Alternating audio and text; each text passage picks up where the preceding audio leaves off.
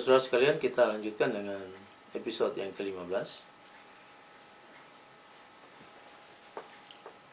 Jadi Unci menawarkan jasa baiknya itu pada tanggal 4 Agustus 1950, namun ditolak oleh RI. Kemudian diulangi lagi pada tanggal 25 September 1950, namun ditolak lagi dan dikatakan bahwa ini persoalan dalam negeri Indonesia. Ini bukan persoalan dalam negeri Indonesia, saudara-saudara. Ini persoalan internasional karena hukum internasional masih berlaku.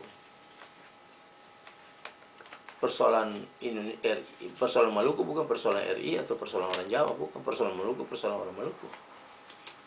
Masing-masing punya hak untuk membentuk negara. Negara itu bukan hanya untuk orang Jawa, bukan hanya untuk Republik Indonesia atau bukan hanya untuk Pulau Jawa, tapi semua orang punya hak pada saat itu. Pada tanggal 3 Oktober 1950, Perdana Menteri Belanda, Dr. Drees, dia menelgramnya.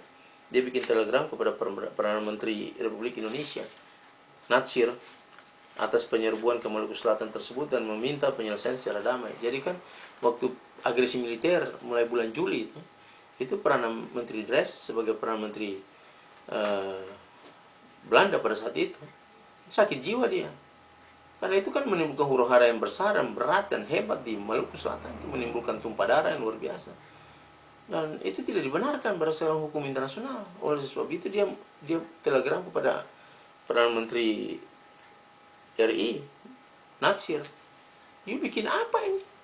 Harus segera dihentikan itu. Nah, tanggal 6 Oktober 1950, Unci menyerukan lagi agar NKRI menghentikan aksi militernya kepada RMS. Namun tidak digubris ya. Berapa kali saudara-saudara ya? 6 Oktober. Pada tanggal 11 Oktober 1950, Unci melaporkan peristiwa ini ke Dewan Keamanan PBB sebagai suatu situasi di mana seharusnya adalah suatu perselisihan. Di sini letaknya, saudara-saudara. Di sini inti letak kesalahan yang dilakukan oleh Unci, kesalahan yang sangat fatal. Unci harusnya melaporkan bahwa ada perselisihan, ada konflik, ada agresi militer. Bukan melaporkan bahwa Maluku ada suatu situasi. No, ini bukan suatu situasi. Ini suatu perselisihan. Suatu pertumpahan darah. Suatu peperangan. Peperangan beda dengan situasi dong. Nah, jadi di sini kita lihat bahwa beta tidak mengerti, beta tidak mengerti sama sekali kok Unci bisa melaporkan suatu situasi. Jadi Dewan Keamanan juga berpikir ya hanya suatu situasi biasa saja di Maluku. Padahal orang sudah bunuh di sini ramai.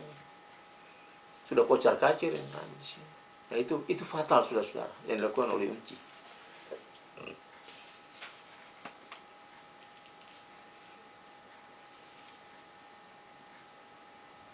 Jadi bukan situasi, tapi perselisihan, peperangan, pertumpahan darah, ya agresi militer. Ini yang harus dilaporkan oleh Unci ke Dewan Keamanan PBB. Tapi Unci melaporkan hanya suatu situasi. Dan saudara-saudara, ini hal yang sangat fatal berakibat bagi bangsa Maluku Selatan. Dan ini yang kami tuntut sampai saat hari ini. Kami punya kasus masih terbuka. Ketumpung kasus masih terbuka di PBB. Tidak ada yang tutup, masih terbuka. Masih orang bilang masih apa ya istilahnya? Ya masih terbuka, masih belum tuntas, belum selesai. Jadi anytime, kapan saja kita punya hak sebagai rakyat Maluku Selatan untuk membuka kasus kita. Nah, pada tanggal 16 Juni 1953, pemimpin RMS menyurat ke Majelis Umum dan Dewan Keamanan PBB, tapi juga nol hasilnya. Tanggal 25 April 1954, ulang tahun yang keempat RMS. Pada saat itu Semukil ya.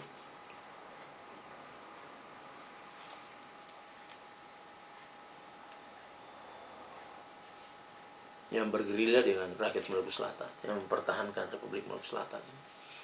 Jadi pada waktu proklamasi Maluku Selatan itu presidennya J.H. Manhuto. Perdana Menterinya W. Rizal, seperti yang saya katakan pada episode yang awal-awal. Tapi karena Presiden Soekarno bawa Manhuto ke Jakarta, hilang dia punya pamor, hilang dia punya kewenangan, dan Sama saja dengan gula-gula. Presiden Smokil sebagai presiden yang kedua pada saat itu yang mengambil alih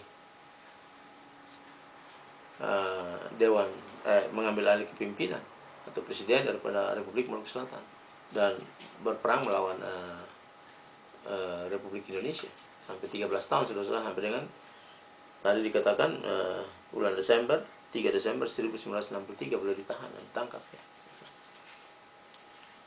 Smokil satu orang yang doktor hukum internasional pada saat itu. Jikalau Soekarno membentuk negara sah, apatah lagi seorang pakar hukum internasional. Apakah dia membentuk negara tidak sah? Bagaimana insinyur teknik sipil bisa membentuk negara sah, sementara pakar hukum membentuk negara tidak sah? Ini kan sudah terbalik dunia dan akhirat. Nah, saudara. Dan Smokil satu orang yang betul-betul komitmen dan cinta kepada tanah air Maluku. Dia ditawarkan oleh Soekarno banyak hal, saudara-saudara. Tapi dia tidak mau, dia cinta bangsanya. Karena ini kemerdekaan bangsa dan ini hak asasi bangsanya. Dan ini kebenaran bangsanya yang dia harus pertahankan. Berarti sangat mengagumi Mr. Smokil. Luar biasa. Susah untuk dapat orang seperti beliau, saudara. Dan kita sebagai orang Maluku harus bangga punya seorang pemimpin dulu yang betul-betul proklamator RMS yang luar biasa, yang tidak selfish, tidak mementingkan diri sendiri, tapi mementingkan rakyat banyak dan mati untuk rakyat banyak, ditembak untuk rakyat banyak. Dia kesampingkan dia punya segala kedudukan yang terhormat, saudara. Pada tanggal 25 April 1954, ulang tahun yang keempat RMS, bersamaan dengan konferensi Jenewa mengenai Asia, Beta Dr. Chris R.S. Smokil, Presiden Republik Maluku Selatan, menghimbau dari Pulau Seram, tempat kedudukan pemerintah dan markas besar Angkatan Perang Republik Maluku Selatan, kepada bangsa-bangsa peserta di Jenewa sebagai berikut. Di bawah naungan Perserikatan Bangsa-Bangsa, hak untuk menentukan nasib sendiri diberikan dan dijamin kepada bangsa-bangsa di Kepulauan Indonesia dalam persetujuan konferensi meja bundar pada tanggal 27 November 1949, segera sesudah penyerahan kedaulatan oleh Kerajaan Belanda kepada Republik Indonesia Serikat, salah satu negara bagian Republik Indonesia yang ibu kotanya pada waktu itu ialah Yogyakarta, dengan tujuan mengubah struktur federal dari Indonesia Serikat menjadi suatu negara kesatuan yang disebut Republik Indonesia, mulai melikuidasi serta mencakup ke-15 negara bagian lain dengan cara intimidasi, infiltrasi, dan pemakaian angkatan bersenjata. Ketika pada bulan April 1950, Angkatan Bersenjata Republik Indonesia menyerang dan menduduki negara bagian Indonesia Timur yang ibu kotanya Makassar, Dewan Maluku Selatan dengan dukungan rakyat menggunakan hak mereka untuk menarik diri dari negara bagian Indonesia Timur dan hak untuk menentukan nasib sendiri pada